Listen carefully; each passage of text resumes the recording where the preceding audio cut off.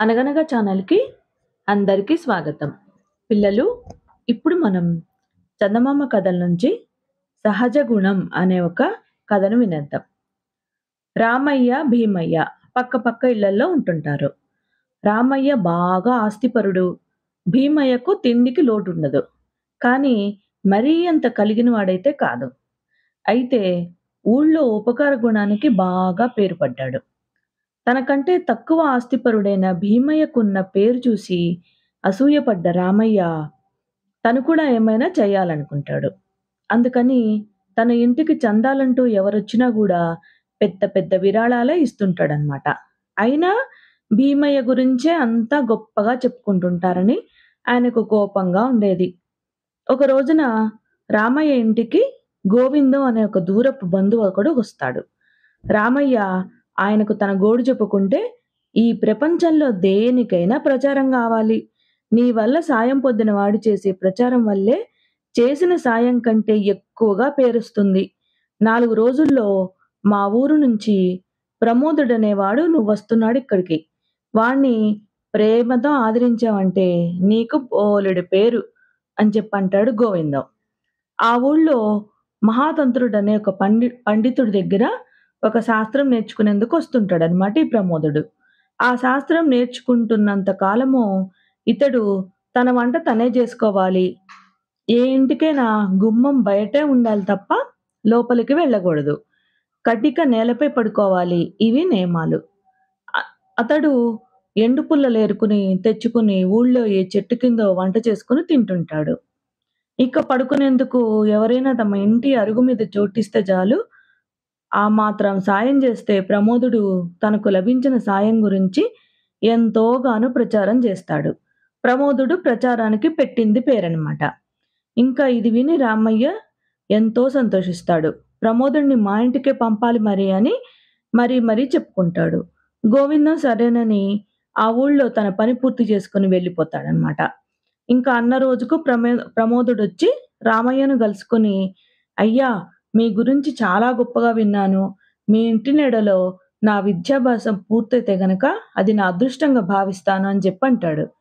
ఇంకా ప్రమోదుడు ఉదయాన్నే లేచి నదీ తీరానికి వెళ్ళి, ఇంకా స్నానం జేసేవాడు. ఆ తర్వాత ఈ చెట్టో, కాయో కోసుకొని తిని కడుపు నింపుకునేవాడు. అప్పుడు తన గురువు ఇంటికి వెళ్లి మధ్యాహ్నం దాకా విద్యాభ్యాసం చేసేవాడు. ఇంకా తర్వాత షావుకారు దగ్గర దినవెచ్చాలు తెచ్చుకొని నదీ తీరాన వంట చేసుకొని తినేవాడు.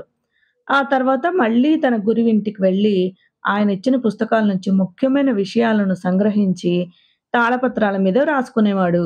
మళ్ళీ రాత్రికి మళ్ళీ ఏ చెట్టు కిందో కాయో ఏ చెట్టు కాయో తిని ఇంకా రామయ్య ఇంటరుగు మీద చేరేవాడనమాట. ఆ ఊళ్ళో ప్రతివాడు తమ ఇంటి అరుగుపై వెలిగించిన దీపానుంచటం ఆచారం. ప్రమోదుడు ఆ దీపం వెలుగులో తను తాళపత్రాల మీద రాసుకున్న విషయాలను మళ్ళీ చదువుకునేవాడు. ఏమైనా సందేహం కలిగితే మర్నాడు తన గురువుని అడిగేవాడనమాట. ఇలా 4 రోజులు గడిచిపోతాయి. ఇంకా ప్రమోదుడి వల్ల తనకేమి ఇబ్బంది లేకపోయినా గూడా అతడు తమ వల్ల చాలా ఇంకా లాభం పొందుతున్నాడన్న భావము రామయ్య ఇంట్లో వారిలో పుట్టి పెరిగి పెద్దదైపోతుందనమాట. ఊళ్ళో తనను గురించి ప్రమోదుడు గొప్పగా చెప్పడం లేదని ఈ రామయ్యకు అసంతృప్తిగా ఉంటుంది. ఇంటి అరుగు మీద పడుకుంటూ ఇంటి వాళ్ళ పట్ల తగిన మర్యాద చూపడం లేదని ఇంకా రామయ్య భార్యకు చిరాగ్గా ఉంటుంది.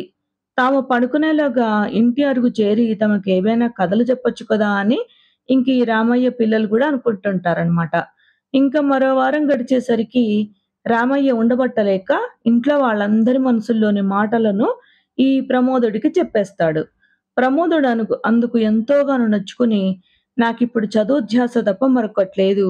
అందువల్ల మీ మనసులు నొప్పించాను. తప్పకుండా నా తప్పులు దిద్దుకుని మిమ్మల్నందరినీ సంతోషపెడతాను. ఎవరింటి నీడలో ఉంటున్నానో వారి మనసులకు తృప్తి లేకుంటే నా చదువు ఫలించదు" అని చెప్పంటాడు. ఇంకా ఆ రోజు నుంచి ప్రమోదుడు రామయ్య కుటుంబంతో కొంతసేపు కబుర్లు చెప్తుంటాడనమాట. అలా 4 రోజులు గడిచాక ఆ ఇంటి వాళ్ళందరూ ప్రమోదుడికి ఏదో ఒక పని చెప్తుంటారనమాట. రామయ్యేమో వాడిని పొలానికి పంపుతుంటాడు. ఆయన భార్యేమో దినవెచ్చాలు తెప్పించుకునేది. పిల్లలేమో నదీ తీరాన ఆటలాడించమనేవాళ్ళనమాట. అలా 2, 3 రోజులు జరిగాక ప్రమోదుడికి చదువు దెబ్బతినేలాగా అనిపిస్తుంది. ఇంకా వాడు తనకెవరు పనులు చెప్పినా సమయం చాలదని చెప్పి చెప్తుంటాడనమాట. రామయ్యకు కోపం వచ్చింది. దాన్ని దాచుకుంటూ ప్రమోదుడితోటి అందరూ తమ ఇంటి అరుగుల మీద చిన్న దీపాలుంచితే, మేము మా స్థాయికి తగ్గట్టు పెద్ద దీపాన్నుంచుతున్నాం. అది నీ చదువుకు బాగా కలిసొస్తోంది. ఈ రోజు నుంచి ఆ దీపంలో చమురు ఖర్చంతా నువ్వే భరించాలి అని చెప్తాడు. చదువుకున్నంత కాలము రోజుకి ఇంతకంటే ఎక్కువ ఖర్చు చేయరాదని చెప్పి ప్రమోదుడికి నియమం ఉంటుంది. ఇంకా వాడు నూనె ఖర్చు చేస్ నూనెకి ఖర్చు చేస్తే గనక ఆ మేరకు తిండి తగ్గించాలి. తిండి తగ్గిస్తే ఒంట్లోకి ఇంక నీరసం వచ్చి మెదడు సరిగ్గా పనిచేయక చదువు దెబ్బతింటుంది. అందుకని వాడు రామయ్యతో తను ఈ చమురు ఖర్చు భరించలేనని జెప్పి ఖచ్చితంగా చెప్పేస్తాడు. ఇంకా దాంతో రామయ్యకు చిరాకొచ్చి తన ఇంటి అరుగు మీద రాత్రిపూట దీపాలుంచడం మానేస్తాడు. అందువల్ల ప్రమోదుడు రాత్రి పడుకునే వరకు భీమయ్య ఇంటి అరుగు మీద దీపం వెలుగులో చదువుకుంటుంటాడనమాట. ఇంకా ఇది గమనించిన రామయ్య ఒక రోజున భీమయ్యను పిలిచి, "ఇంటి ముందు చమురు దీపం వెలిగించి ఉంచే ఆచారం ఎందుకొచ్చిందో తెలీదు గానీ, దానివల్ల ప్రయోజనం పొందేవాళ్ళు ఇంటి అరుగు మీద పడుకోనిచ్చామన్న కృతజ్ఞత కూడా చూపించరు. నేను చమురు ఖర్చు భరించమన్నానని" చెప్పి ఆ ప్రమోదుడు నీ ఇంటి అరుగు మీద దీపం వెలుగులో చదువుకుని, అప్పుడు వచ్చి మా ఇంటి అరుగు మీద పడుకుంటున్నాడు. ఇలాంటి వాళ్ళకు బుద్ధి రావాలంటే నువ్వు గూడా రాత్రుళ్ళు ఇంటరుగు మీద దీపం వెలిగించి ఉంచడం మానేసేయ్ అని చెప్తాడనమాట. అందుకు భీమయ్య, "అయ్యో! ఆ కుర్రాడు మా ఇంటి అరుగు మీద చదువుకుంటున్నాడని తెలీదు నాకు. ఈ రోజు నుంచి అక్కడ కాస్త పెద్ద దీపం ఉంచుతాను" అని అంటాడు. "అంటే వాడి కోసం నీ చమురు ఖర్చుని ఇంకా పెంచుకుంటావా?" అని అంటాడు రామయ్య. "దేవుడి దయ వల్ల ఈ ఏడాది నువ్వుల పంట దిగుబడి బాగా అయింది. ఇంట్లోనూ నాకేం లోటు లేదు. ఆ కుర్రాడి చదువుకు ఉపయోగపడితే మా ఇంటరుగుది అదృష్టం అనుకుంటాను. పాపం నీకేం ఇబ్బందులున్నాయో గానీ నాకు మాత్రం ఏ ఇబ్బంది లేదు. ఇంక ఈ రోజు నుంచి ఆ ప్రమోదుడిని మా ఇంటరుగు మీదనే పడుకోమని చెప్పు" అని అంటాడు భీమయ్య. ఇంకా రామయ్యకు ఉక్రోషం వచ్చి అలాగే చేస్తాడు. ఏదో ఒక రోజున భీమయ్య గూడా తనలాగే ప్రమోదుడి పట్ల చిరాకు పడతాడని అనుకుంటాడు. కానీ అలా జరగదు. ఇంటరుగు మీద దీపం పెద్దది చేయడమే కాక భీమయ్య ప్రమోదుడికి రాత్రిపూటకని విసనకర్ర కూడా ఇస్తాడు. భీమయ్య పిల్లలు వాడికి వీలున్నప్పుడల్లా దినవెచ్చాలు తేవడంలోనూ, వంట చెరుకు సేకరించడంలోనూ సహాయపడుతుంటారనమాట. చదువు పూర్తయ్యేదాకా ప్రమోదుడు స్థలం మారలేదు. అది పూర్తయ్యాక వాడు భీమయ్యను, ఆయన కుటుంబాన్ని ఆకాశానికెత్తేస్తూ గొప్పగా ప్రచారం చేస్తాడు. అందువల్ల భీమయ్య ధర్మగుణం గురించి ఊరు, వాడ అందరికీ తెలిసిపోతుంది. కొన్నాళ్ల తర్వాత తన ఇంటికి వచ్చిన దూరపు బంధువు గోవిందంతో రామయ్య, "నువ్వు మా ఇంటికి ప్రమోదుడిని పంపి మంచి పేరు తెచ్చుకునే అవకాశం ఇచ్చావు కానీ, అది నేనెందుకు ఉపయోగించుకోలేకపోయానో ఎంత ఆలోచించినా అర్థం కాకుండా ఉంది" అని వాపోతాడు. అందుకు గోవిందం నవ్వి, "మనకేం కష్టం లేకపోయినా మన వల్ల ఇతరులు ప్రయోజనం పొందితే మటుకు భరించలేం.